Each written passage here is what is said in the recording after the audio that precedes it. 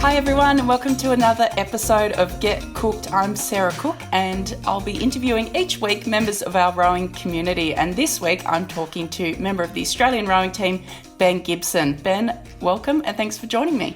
Cool. Thanks, Sarah. Glad to be here. All right, let's get stuck straight into it. Can you tell us a little bit about where you're from, where you grew up, and what sports you were involved in growing up and as a child? Yeah, sure. So I was born and raised in Sydney, played pretty much most sports growing up, so whole range of swimming, baseball, cricket, rugby, I even dabbled in karate for a bit. I think they only got to yellow belt, so I'm not too dangerous out there. And yeah, I did most of that, and then after school just mostly did a bit of club rugby to keep fit and be social, and that's kind of what eventually led me to rowing eventually, with unfortunate circumstances, but also fortunate as well. That's funny because I was thinking, where are you going with, I played rugby and that led me to rowing. So can you tell us a little bit about how you did find rowing through rugby and the circumstances by which that happened? Yeah, so I had a pretty horrible knee injury back in March 2016. So I'd just come back from backpacking in Europe for 9 months, no hiccups, no theft, no robbery, whatever. And I went down to West Harbour Rugby Union Club down at Concord Oval. Played one game, was pretty unfit, as you'd imagine, after 9 months of backpacking. And then 2 minutes into the second game of the season, I picked up the ball off a line out and took a hit up. And then as I pivoted to offload, because I had somebody tackling me up top, and then somebody came down below on my knee, and just my knee basically went at a right angle is the easiest way to describe it, or to pretty much just bend your elbow like that. That's pretty much what my leg looked like. And I tore all the ligaments in my knee, so ACL, PCL, LCL, and stretched the MCL pretty much to the brink of tearing. And where the main damage was the peroneal nerve, which runs down the right side of my right leg, and also runs across to the top of your foot. So basically I can't lift up my foot any longer, or dorsiflexion, so it's commonly referred to as foot drop. So that pretty much ended my rugby career, as you could imagine. And it was quite an extensive rehab process, and quite an involved surgery to fix the whole knee. Wasn't able to fix the nerve, and I had a second surgery to kind of explore what if there was that ability to do a nerve graft, but with the surgeon only going to operate if the nerve was separated by 15 centimeters or under. He would operate, but it ended up being over 20 centimeters and not worthwhile operating. So just more closed the door, because I just wanted to get a second opinion after the initial surgeon said it quite wasn't possible. Gave it a few months to see if there might have been any nerve activation, and then I kind of looked at other options in terms of rearranging the tendons on the foot to get up and down, but that would totally wipe out side to side. So currently I can push down and move to the left, I just can't lift up or go to the right with my foot. So basically part of that process to get ready for that surgery, if I wanted to, was to strengthen some of the tendons around the ankle and around the foot. And the surgeon said it would take about 12 months to even contemplate having the surgery, but it's like, do these exercises.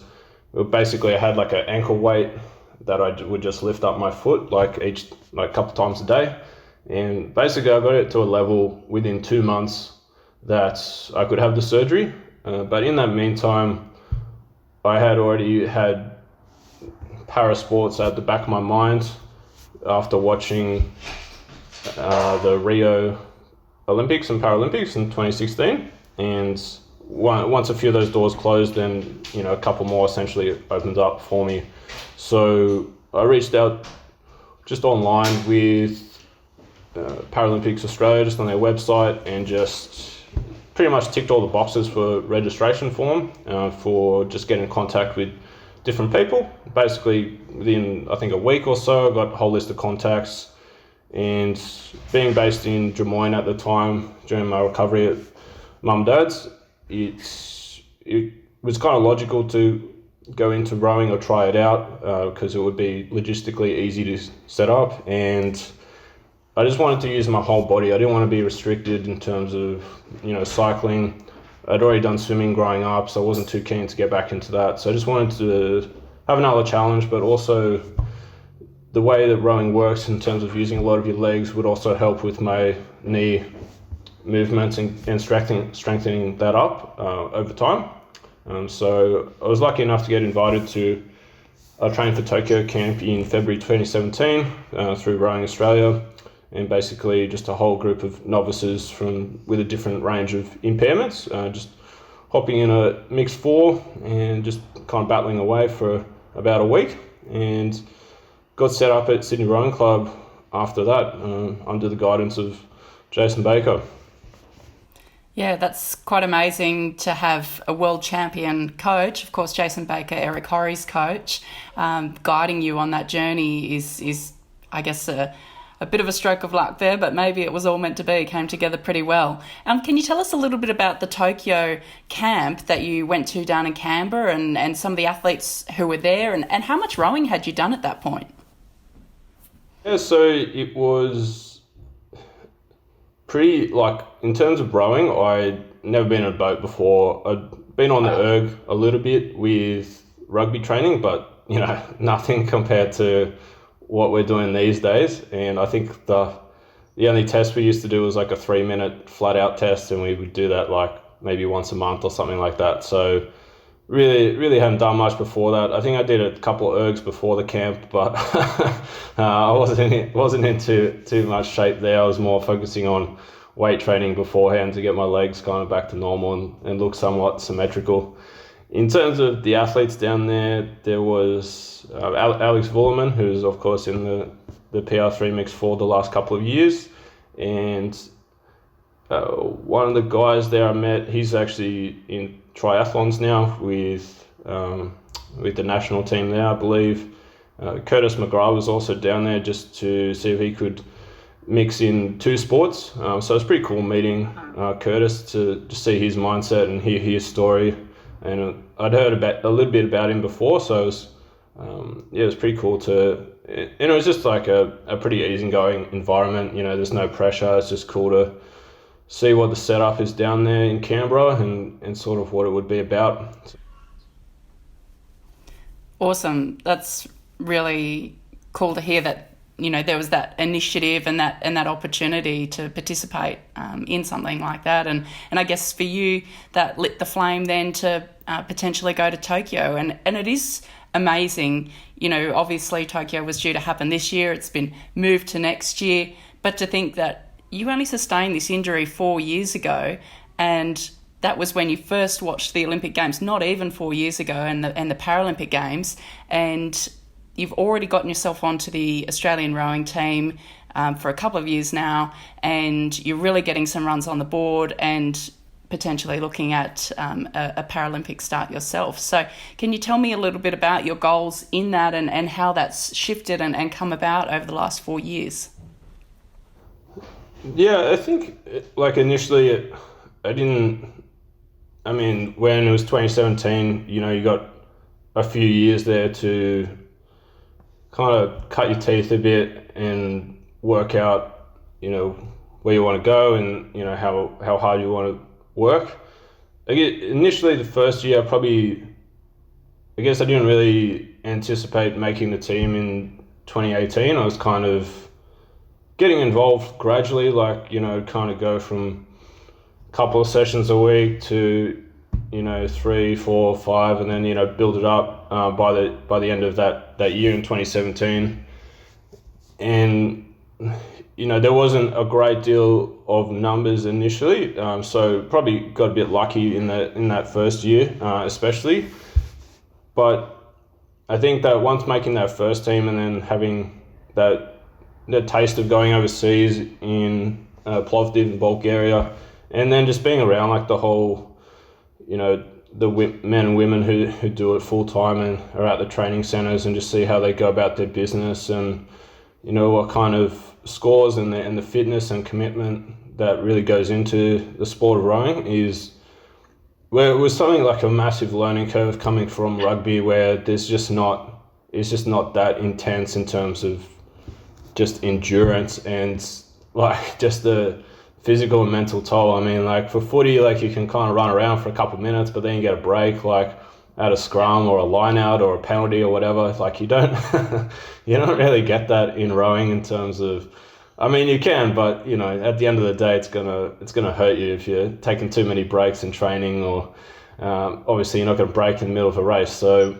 it's it was just a big learning curve, and I think just gradually, as I got better and more technique and start getting some of those results, especially domestically, just helped kind of keep that enthusiasm, keep that drive going, that I've got a great opportunity to still make Tokyo, and even though that's been pushed out by a year, that it does give you some time now to just, I guess, refresh a bit mentally, because pretty much since I've started, like, haven't had too much of a chance to just chill out a little bit or like take the foot off the gas. So It has been good that way to sort of mentally refresh, sort out your priorities, and then kind of once things get back to normal, it should, be able to just hit the ground running and just go pretty hard for the next, 12 months or, 9 months, depending on when, everything can get back to normal. Yeah, and you spoke about the fact that in rowing, you can't take a break really in the middle of the session, or, no one wants to be in a boat with you if you're throwing down phantom strokes in the middle of a race. So what has been the most difficult thing for you in that transition from rugby player to rower? Is it that endurance aspect with the training? Yeah, I think that definitely endurance has been a part of it. And just the commitment, I wasn't too high up in rugby to, I definitely wasn't, professional or, semi-professional. And just the technique, I think there was a big learning curve for me as well. Most people will say who don't row, rowing looks easy, looks pretty graceful out there, but there's so many factors in terms of the wind, the water, balance of the boat, the technique. And coming from footy, it's quite a, aggressive adrenaline sport. So you just naturally tense up. And it did take me a while to really relax, out in the water. And I'm probably still not great at it now, and, fall back into some bad habits from time to time, depending on the intensity of the situation. So I think that one was a big one. And I used to grip the oars just so tight. I used to have forearm issues all the time in my first we've all been there. 12 to 18 months. So, and you fall in a fair few times, and that's pretty dents the ego a bit to just be like. And there's a fair few sharks around Sydney Harbour, and especially around that Parramatta River section as well. Did that help you get back in the boat quickly? Yeah, I mean, the few times I fell in I pretty much started learning in winter, a few years ago. So the water was pretty fresh. I started in February 2017 and fell in a few times. And then I did nationals that year after rowing for 1 month. And it was funny that JB did let me fall in off the pontoon at Cirque before my first race. I was like, "You got the boat?" And he's like, then he just turned away, and I just kind of tipped in. And it was funny. One of the guys down at Sydney Rowing Club from time to time, Jim Stride, who was at the Olympics back in I think '84 or something like that. He was like, "Oh, you're not a true rower until you fall in at least 7 times." So I think I'm into double digits, so hopefully I'm, getting towards that. That must mean you're definitely a true rower then. In terms of, I guess, looking back at yourself as a rugby player, and obviously you've learnt a lot over the last 4 years in many respects, what advice would Ben now give to Ben, the rugby player, or Ben, the younger man, 4 or 5 years ago? What are the key things, I guess, that you've learnt through your rowing journey so far and your journey in life, and I guess things wildly changing tack? What advice would you give to a younger self? Yeah, good question. I think that during this whole process, like, resilience has been a massive thing for me. I thought I was a pretty stubborn person beforehand, but that's really probably come to light during this, 4 or so years. And I think from what is great about rowing is that it does teach you discipline, and not that I didn't have that beforehand, but I think once you get really involved with rowing, you kind of realize how easy everything else can be. And like, you can agree or disagree, Sarah, but I think when, like, you just go through that whole range of emotions through, like, setbacks or highs and lows or things not going your way, that it's how you bounce back that really allows you to progress further as an individual. And I think the learnings that you can take from rowing is just that eagerness to learn and to get better. So I think, I'd probably just say that to myself, growing up or earlier, that just, continue to be, like, proactive, disciplined, and, setbacks are just an opportunity to grow rather than something to keep you down. That's a fantastic attitude, and I hope that there's some young athletes that are watching this and hearing that message, because I think, that's one of the things that I try to impart to the young kids that I work with and their parents, is all of the skills that rowing brings, I guess, to your life, and that personal growth and development that comes with it. So you've absolutely hit the nail on the head. That's great to hear. And I mean, in terms of making everything else seem easier, I've just had a baby, and believe me, rowing, the monotony of rowing prepares you for, your 5th or 6th wake up in the night and pooey nappy. So I wouldn't say it makes it easier, but it certainly prepares you for it.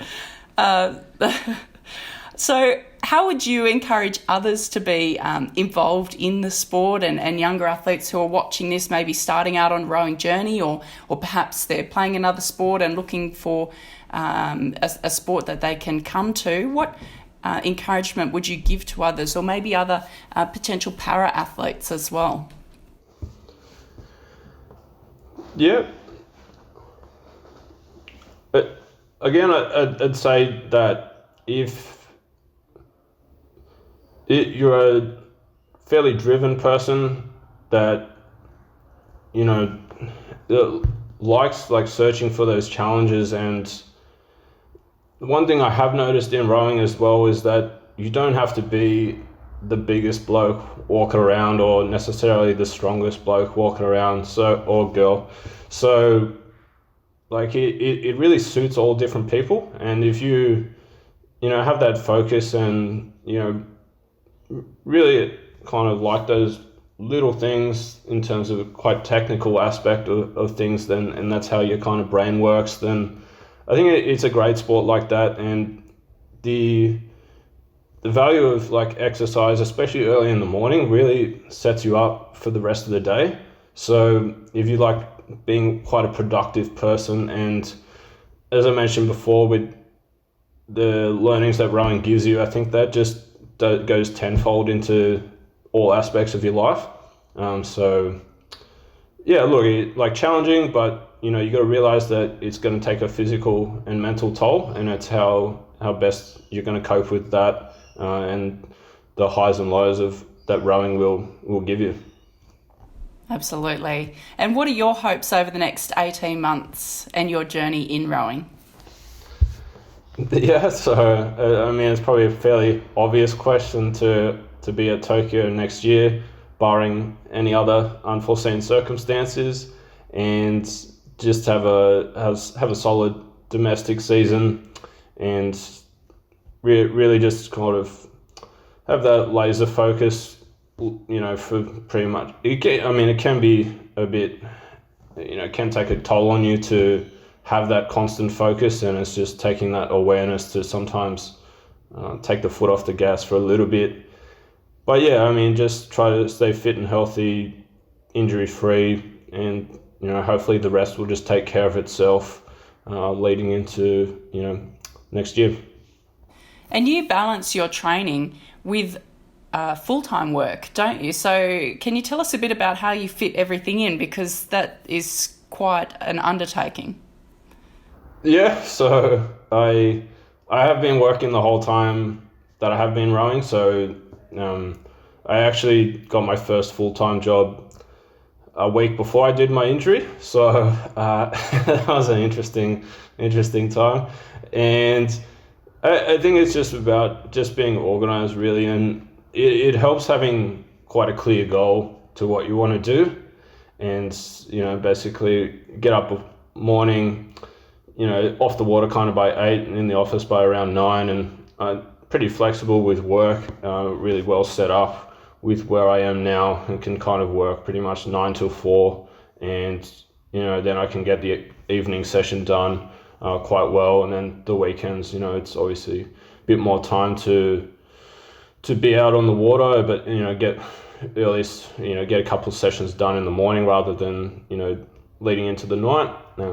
But I would encourage, like, for people who are trying to do it, that you make it really clear to your employer that it is what you want to do, and hopefully that they are quite supportive of that, because it really does make a massive difference when you have that support behind you, because that also, I feel, transfers to your work, because you're happy to turn up each day and put the work in for them, because ultimately they're helping you out to reach your goal. And look, it's not going to be like I'm doing this forever, so it's a long-term view for them as well, if you really enjoy where you're at, and it's a good environment to work in. That's so great that you have such a supportive employer, because you obviously have international trips, and as well as your training and things like that. So that's amazing to hear. And I think there's a lot of information coming out now about the transferable skills that athletes bring to the workplace and that high performance mentality. So it's great that you found a situation that works for you and for your employer. Well done. Yeah, it wasn't like I did change jobs about two and a bit years ago. So initially it wasn't that flexible, but when I went for my current job, I did make it very clear what I wanted to do, and by that point I hadn't made a team yet, so I didn't have too much to stand on at that point. But I got those teams now behind, as a milestone for me, so it's really helped my cause going forward. And I can totally agree with that mindset and mentality then transferring to work, and how that can hopefully rub off on other people in your team and in your workplace. Absolutely. Now we're down to our final 5 questions, Ben. It's the fast 5, so we're going to get straight into it. What's your favourite rowing course to row on? I would say Plovdiv, just because it was pretty quick. Yes, that it was. Your top track to erg to? Top track, probably say Pony by Genuine. A little bit of a Magic Mike vibe going on. Great. Those blokes do ergs with their shirts off, so Yep, okay, so that's conjuring Magic Mike vibe. Yep, got it. Best piece of advice you've been given? One thing, like my grandfather always said, was the only place success comes before work is in the dictionary. And later on, I realised that he just stole that quote from the legendary NFL coach Vince Lombardi, but it took me a while to actually look that up, to be honest. I always just took his word for it. But that one's a good one, and it was funny, I read a book the other day that kind of said success is more of a feeling, whereas we get confused with success and achievement. So one analogy was, say if you're quite wealthy, but the yacht is the thing that pulls up beside success. So nice, I like that. And were you going around telling people, oh, my granddad says this, and they're going, I don't think I've heard that before? I don't think I claimed it that hard, but I mean, Vince Lombardi was, back in the 60s and 70s, I think. So probably some people these days don't really know it. Oh, well, it's a good one anyway. Your career highlight to date? I'd say 4th place last year in Linz. It was pretty close 4th. We just missed out on the bronze, so hopefully all things going well next year can get up on the podium. Yes, absolutely. We look forward to following the journey. And the final question, hardest session you've ever done? And I'm sure you've got a few there to choose from, but what sticks out in your memory? Yeah, one definitely sticks out. It was, I did like a lactate session. It was a 30-second sprint, 30 seconds off, and I did that 30 times. So wow. I was ready to throw in the towel at about 12 in, but managed to hang on. Probably the hardest session that definitely just comes to mind straight away. Nice. Well, Ben, thank you very much for your time today. It's been great to chat and learn more about you and your journey, and we wish you all the very best over the next 14 months or so as we lead into the Tokyo Paralympics, and we will absolutely be watching the journey. Cool. Thanks a lot, Sarah. Great spending the morning with you.